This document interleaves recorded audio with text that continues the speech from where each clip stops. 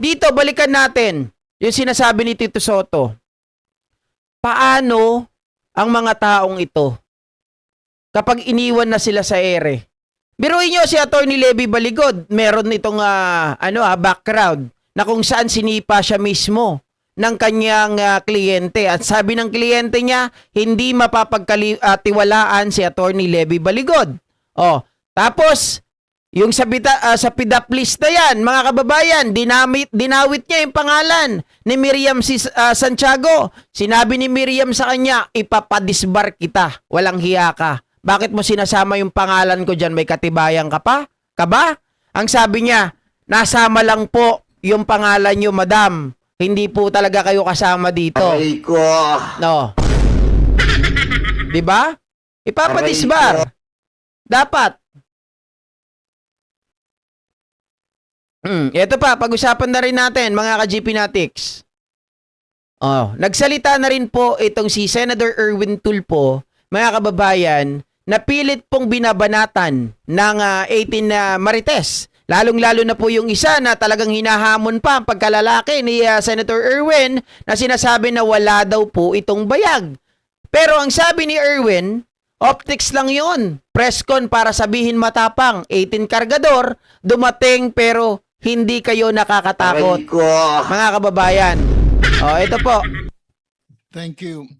For the record, si Attorney Baligod po at yung 18 bodyguards nasa taas pa rin po at patuloy po ang pagbibigay ng press conference.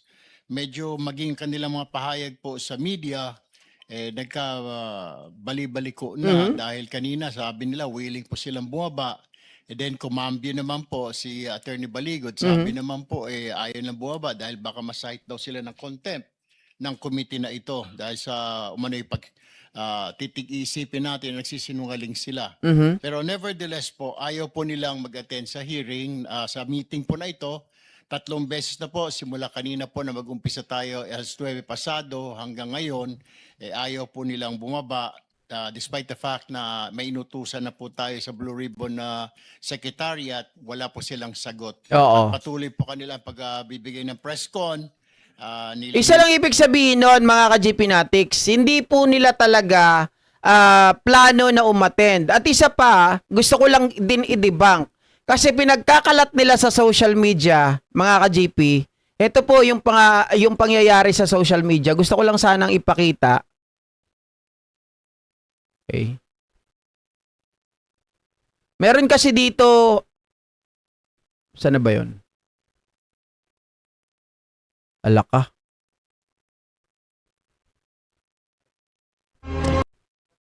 Parang nawala ah.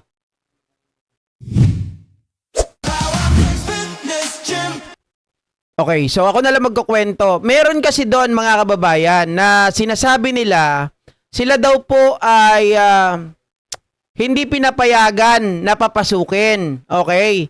Sila daw po ay bisita ni Senador Robin Padilla. So hindi sila bisita nitong ng Blue Ribbon dahil wala talaga silang planong pumunta, 'di ba? Now, sinasabi nila bakit ayaw nyo kaming papasukin? 'Di ba? Bisita naman kami ni Senador Robin Padilla.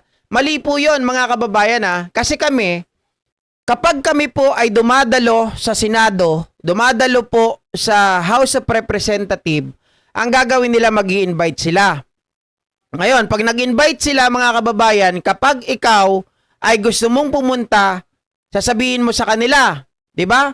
Mag-i-email ngayon, mga kababayan. Mag-i-email ngayon sila sa House of Representatives o kaya doon po sa Senado. Ngayon, pag nag-i-email na at okay na yung coordination, mga kababayan, ilalagay mo yung pangalan mo doon. Oh, saang media outlet ka ba? Kung ikaw ba ay vlogger, ganon. Tapos ngayon, mga kababayan, i-register yung pangalan mo. Pag ni-register yung pangalan mo ngayon, bibigyan ka ng QR code. Tapos yung QR code na yon, mga kababayan, pagdating mo po dyan, sa Senado o kaya Kongreso, titingnan po yan sa gate pa lang, mga kababayan, sino ba ang nag-imbita sa'yo. Sasabihin mo kung sino. Iba-validate ngayon nila, syempre kailangan may ID ka. Di ba? Ipapakita.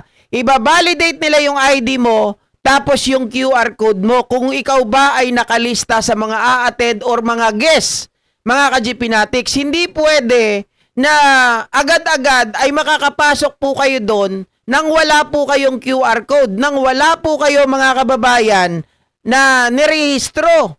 'Di ba? Otherwise, lahat yan ay pambubudol. Siyempre, unang-una, nangyari na po mga ka-GPnatics yung nagpapasok basta-basta dati, 'di ba? Na nagkaroon ng pagpapasabog. Naalala niyo po 'yon? Mga kababayan, yung nag-aaway dati itong Duterte at itong Nograles, 'di ba? Na dumating yung punto na may nagpasabog po doon ng pampasabog, dapat ang papatayin itong tatay nila Migs Nograles. Kaya lang mga kababayan, ang napuruhan yung bodyguard niya. So, naghigpit po sila dyan. Di ba? Naghigpit po sila. Kaya yung sinasabi nila na kami po ay bisita ni Senator Robin Padilla. Parang tatanga-tanga naman to si Robin. Di ba? Sabi niya dun sa interview niya, wala po sila dito at hindi ko sila bisita. Pero si Baligod, sinasabi niya, bisita po kami ni Senator Robin kaya pupunta kami doon. Kung bisita ka ni Robin, di ba dapat ang una niyang ginawa, pinarehistro yung pangalan ninyo para makapasok kayo at doon kayo magpa-presscon sa kanyang room. Pero wala kayong QR code. Ibig sabihin, hindi kayo na-registered. Diba? Oh. Kasi nungalingan yun, mga kababayan. Kasi yun ang proseso. Kahit kanino nyo po itanong, walang sino mang makakapasok basta-basta dyan na guest kung hindi po kayo naparehistro. Diba? At saka kung wala talaga kayong kakilala sa loob. Yun lang din po nila ang sambayanan. Oo, pero mamaya-maya sinasabi, hindi na lamang po. So, sa ngayon po, ayaw po talaga nilang umattend. Mali yun, mali po yun. Yung sinasabi na, sabi ni Bobo Excon, hindi daw dapat pinipigilan yung bisita ng senador. Mali yun. Bakit mga kababayan? For security purposes, hindi pwedeng may bisita yung si Robin, biglang-bigla mo na lang papapasukin, nasasabing bisita ko ni Senator Robin, hindi pwedeng ganon. Kahit na bisita ka po ng isang senador, kongresista, mga kababayan, you must registered. Diba? Kailangan makipag-ugnayan ka po sa kanila and they were the one na magbibigay sa iyo ng QR code to present, mga kababayan, kapag nandun ka na sa gate. Diba? Ganon ang proseso na dapat sundin. Hindi pwede. Tingnan nyo, mga kababayan. Kung ang lahat ng tao ay papapasukin, sasabihin mo lang, bisita ko ni Senator Robin. Di pwedeng kahit sino na lang pumasok dyan. Paano kung papasok dyan, nagkukunwari lang na bisita ni Senator Robin, meron palang pampasabog? Diba? O kaya meron palang plano, may gagawin pala, may gustong patayin dyan sa loob. Di tiway na lang. Mga kababayan, ganun ang mangyayari. 'Di ba?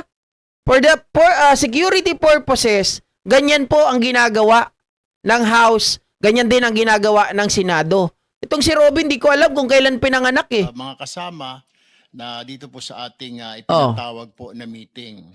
Well, it makes us question their credibility at kanila pong motibo.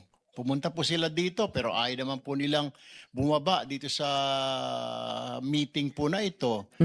Parang ito po isang kanila po ang press release, isa pong optics para sabihin po na dumalo sila rito.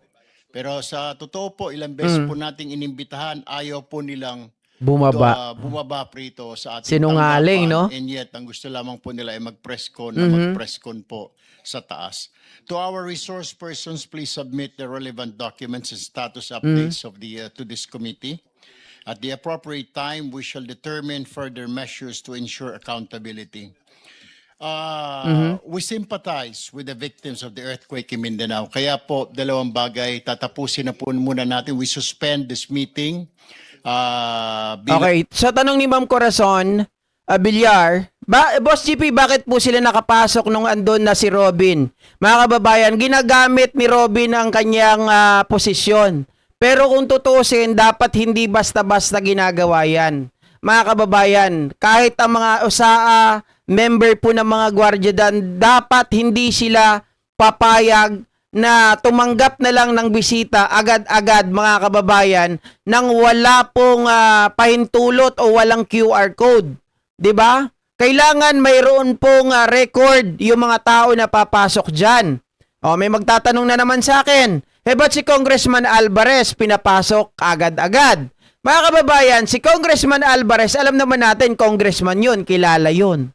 'Di ba? Itinawag muna yun kung papapasukin. 'Di ba? O, itong mga tao na to, hindi naman sila kilala eh. Walang record doon. Resource person sila. 'Di ba? Resource person sila. Wala naman po silang pwesto sa gobyerno. So, dapat, magbigay galang sila bilang respeto, dapat nakarehistro po ang kanilang mga pangalan. Para na pag nagkaroon ng tinatawag po natin na anumang circumstansya na pangyayari dyan sa loob, 'di ba? Ma-account nila yung mga pangalan. Makikita nila, ito yung oras na to, pumasok itong si taong ganito. Kung may nawala doon, may nagpasabog, may pumatay, mga kababayan, makikita nila kung sino yung mga tao na nakalag doon sa araw na yon, sa oras na yon. Anong oras ba pumasok to? 'Di ba? Ganyan ang SOP ng gwardiya eh. Sila may usaa pa. Bukod sa may gwardiya, may usaa pa sila. Tapos tatanga-tanga. Ilang paggalang po sa mga biktima po ng maltinding lindol ngayon dyan po sa Mindanao. At nakausap ko po ang ating acting Senate President na anytime po ay pupunta po ang mga miyembro ng majority bloc para marinig at makita po ang pangangailangan ng mga biktima po ng lindol. At the same time, since ayaw naman po bumaba nung 18 bodyguards kasama si Attorney Baligod, so we hereby, yes, go ahead. Just very quickly, Mr. President, at iimbitahin po natin ulit itong 18 na ito sa susunod na pagpupulong at sa darating na mga araw, at the proper time, kung if they continue to refuse, we can at the right time compel them to attend, subpoena them, and if they refuse, we can have them cited in contempt. Okay, so ang proseso po niyan, marami nagtatanong sa atin, para isang sagutan na lang, mga kababayan, kung di ako nagkakamali, 3 or 4 na beses. Okay, una, yung ginawa dito, mga kababayan, iimbitahan. Okay? Sa pangalawa, mga kababayan, ay hindi pa rin sila pumunta, ang mangyayari isa subpoena. Tapos pag hindi pa rin po pumunta, mga kababayan, ano na yan, tawag dito, ang alam ko, warrant of arrest na yan ng Senado. 'Di ba? Ganyan ang gagawin.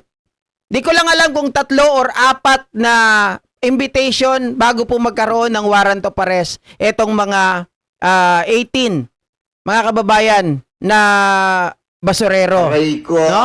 So maliwanag dyan, kahit anong sabihin nila, ayon po kay Erwin Tulfo, ito po ay nangangahulugan talaga na hindi po nila gustong pumunta. Sa halip, mas gusto po nila na magpa-interview doon po sa room nitong si Senator Robin Padilla. Optics lang yung press con. Oo. Parang pakita nila sa media para mapanood sila Subpoena. ng tao sa social media na pumunta sila, matapang sila, pumunta sila dito. Open naman talaga, pwede silang pumunta dahil bisita sila ni Senator Robin. Hindi naman pwedeng harangin yun. I mean, so... Mali yun, mali. Bisita ni Senator Robin. Erwin, mali din yan. Kahit kayo mga media, kailangan nyo pa rin magpunta, dumaan sa gwardiya at ipakita yung inyong mga, di ba? Yung mga pangalan ninyo na kayo po ay naka-station dyan. Otherwise, di kayo papapasukin. Hindi pwedeng bisita ni Robin, papasok agad na hindi pwedeng harangin. Pwede silang harangin. Kailangan, mga kababayan, kung talagang bit-bit sila on the spot ni Senator Robin Padilla, mga kababayan, they must registered. Kung wala silang QR code at yun ay pangyayari lang na mabilisan, kailangan pa rin nilang ilista yung kanilang mga pangalan at ipresenta yung kanilang mga ID. 'Di ba?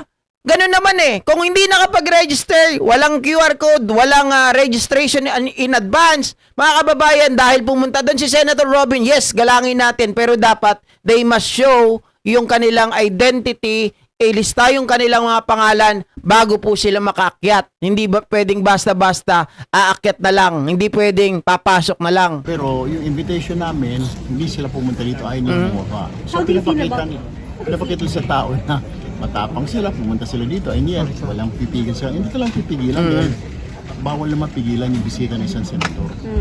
So, Are they cited in contempt? hindi po pwede kasi it was just an invitation. Because this is just a meeting. It's not a hearing. So, kailangan muna namin i-organize ang committee, ang Blue Ribbon Committee.